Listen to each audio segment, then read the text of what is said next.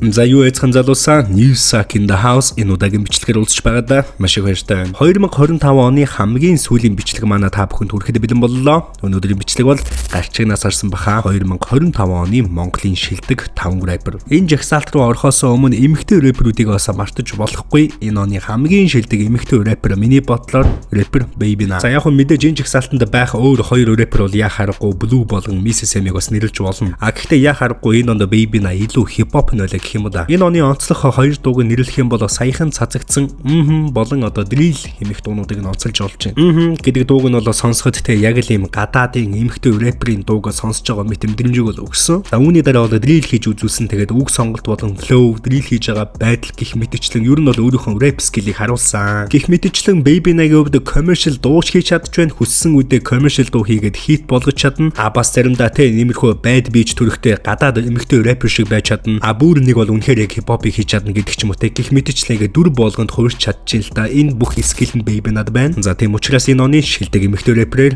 Babyna-г нэрлсэн. За одоо харин хэдүүлээ 2025 оны Монголын шилдэг 5 рэпер рүүгээ орцгоё. 5 дугаар байранд KK. Энэ онд бүх талаараа хамгийн өндөр өсөлттэй байсан рэпер бол яхаарахгүй KK. За K-ийн хувьд бол те энэ онд гаргасан бүх уран бүтээл, стадионы хэмжээний тоглолтын headliner artist, өөрийнх нь rap skill, fan base, social media, хувцаслалт болон гадна төрх имиж, за тэгэд бас те цомгийн нээлт асаац хэрэгтийсэн дүүргсэн гэл ерөнхийдөө бол бүх талаараа тун дэж үжил нь болоод өнгөрсөн энэ жагсаалтанд бол яхаарахгүй байх хэвээр. За миний бодлоор бол цаа чин те яг энэ өсөлтөө хадгалаад 1-2 жил ахаад болох юм бол ганцаархнаа 100-100 тоглолтын headliner artist болоод стадионд хүртэл тоглолтоо хийх хэмжээний ур чадвартай рэпер потенциал нь байгаа гэж бодоод байгаа хараад байгаа. За цаадны хувьд бол те Instagram, Facebook дээрээ сэтгэл хөдлөлөөрөө янз бүрийн тэнэг сторинууд бол ерөөсөө хийхгүй байна. Хаяа нэг иймэрхүү асуудлууд гарах юм бол өөрийгөө яг гоё аргументтэй те айгүй гоё зүгээр тайлбарлаж чадж байна. За ер нь бол үндсэндээ ямар ч хий гарахгүй байгаа social media имиж бол маш гоё авч явж байгаа. За тийм учраас би KK-ийг дотроо маш их потенциалтай стадионы хэмжээний тоглолт маш ойрхон байгаа гэж бол дотроо дүгнэж байгаа. За ингээд 2026 онд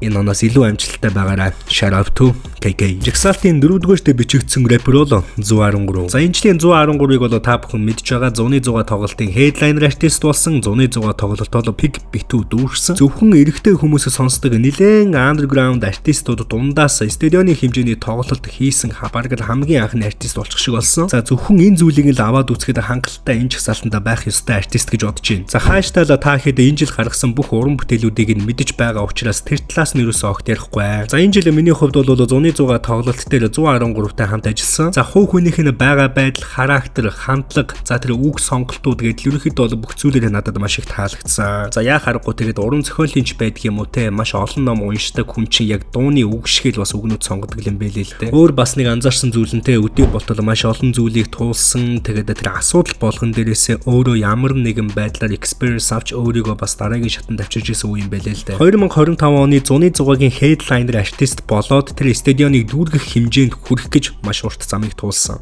Тийм учраас би юу гэж хэлэх гээд байна вэ гэхлээр уран бүтээлээс гадна хувь хүний зан чанар, хувь хүний төлөвшөл энэ хэмжээнд хүрэх гэж ямар хэмжээний зам туулсан. За энэ бүхэн угаасаа бүгд respect. За тэгээд 2026 онд энэ оноос илүү ирч хүчтэй, энэ оноос илүү мундаг байгаарай. Shout out to 113. Жагсаалтын 3 дугаар байранд би Б-тамирыг онцолж байна. Энэ онд гаргасан уран бүтээлүүд гэхээсээ илүүтэйгээр их орондоо энэ жил иргэн ирээд тоглолтоо хийсэн. За энэ утгаараа ерөнхийдөө бол би жагсаалтын 3 дугаар байранд бол цаадны ч оруулж байна. Гэхдээ Б-тамирын хувьд 2025 онд маш олон уран бүтээл цацсан гэдгийг нь бас онцолж хэлэх нь зүйтэй баха. Энэ оны Монголын хипхопын хамгийн онцлог үйл явдлуудын нэг яхаарахгүй рэпер Б-тамир их орондоо ирсэн. За тэгээд улмаар 11 сарын 8-нд Степи аренад тоглолтоо хийгээд тоглолтод тэгээд Степи аренагийн бүх цаг үеийн түүхэнтэйх хамгийн пиг дүүрэлт болоод өөрийгөө бас ямар хэмжээний артист вэ гэдгээ баталсан. За яг энэ нэрчээрээ цаачин бас Солонгос дахь монголчуудад зориулж очиж тоглолт хийсэн. Тэгээд Солонгос дахь тоглолт нь ч гэсэн үнэхээр халуухан болсон байна лээ. Б-тамирын хувьд ингээд хараад байхад уран бүтээл болон өөрийнхөө хувийн зан арын шингаараа сонсогчдоо маш их татсан. Сонсогчдын хамгийн хайртай артистуудын нэг нь яхаарахгүй цаачин бол мөн энэ онд гаргасан уран бүтээлүүдийг нь хараад сонсоод байнгут за энэ дууг ингээд хит болох чи, энэ дууг ингээд commercial болох чи гэж бол ерөөсөө бас огт дуу хийгээгүй юм шиг байгаа. Харин дотоод мэдрэмжээ юу мэдэрч байгаагаа юу үзэж туулснаа ерөнхийдөө бол дуулсан. За тийм ч учраас сонсогчдод энэ уран бүтээлүүдийг нь мэдэрч ойлгож сонсдог болохоор цаачин бас те сонсогчдын хамгийн хайртай артистуудын нэг нь баг л та. За энэ онд гэлтгүй 2026 онд Монголын хипхопын хамгийн гол тоглогчдын нэг Б-тамир байх нь гарцаагүй. За тийм учраас 2026 онд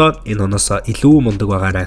shout out to Betamel Jaxalt-ийн 2 дугаар байранд Limit King. Энэ онд миний бодлоор KK-с илүү level up хийсэн ганцхан артист байгаа. За тэр нь бол яа харахгүй рэпер Limit King. 2025 оны Limit King, 2024 оны Limit King яг л өдөр шөн шиг ялгаатай гэж миний бодлоор бодож байна. За энэ оны хамгийн онцлог зүйл нь бол яа харахгүй түүний rap skill. За тэр дууны flow, үг сонголтууд, тэр аяа мэдэрч байгаа байдал гэдэл бүх зүйл нь цаана яг л нэг өөр хүн ажилуулад байгаа юм шиг, цаана яг л нэг тийм өөр хүн үгийг бичиж өгöd байгаа юм шиг тийм л хэмжээнд өөрчлөлтийг хийж чадсан. За уран бүтээлүүд болон стадионы тоглолт бла бла та бүхэн бүгдээрээ энэ зүйлүүдийг бол мэдж байгаа учраас хувь хүн талаас нь нэг жоохон яриа л да. Харт амхны хохирогчд подкастын хамгийн эхний дугаар рэпер Limit King болсныг та бүхэн санаж байгаа байх. За энэ дугаарыг бүтэн үзээд товч бөгөөд хамгийн тодорхой дүгнэлт хийж болно. Энэ хүн бол өдий болтол маш олон зүйлийг туулсан. Тэгэд өөрийгөө хамгийн гол нь ялж чадсан, өөрийгөө хайрлж чадсан. Эргээгээд яг өөрийнх нь хуучин замналаар явах гад байгаа тэр хүүхдүүдэд анхааруулж ийм байна, тийм байна гэж өөрийнхөө амьдралын туршлагыг хуваалцаж чаддаг хүн юм байна. За нэг иймэрхүү болоо дүгнэлтийг хийж болно. За дээрэс нь миний хувьд бол цааттай чинь хамгийн анх удаага энэ онд уулзаж үзсэн. За яг л гадуур яригддаг шиг рэпер Limit King бол яхаарахгүй мужик хэр хүн юм байлээ л дээ. Энэ онд гаргасан уран бүтээлүүд, аялан тоглолтууд, стадионы тоглолт гэдэл энэ бүх зүйлүүдээс нь гадна өөрийнх нь хувь хүн дээр бол яхаарахгүй маш том респектийг өгмөр байна. За тэгээд 2026 онд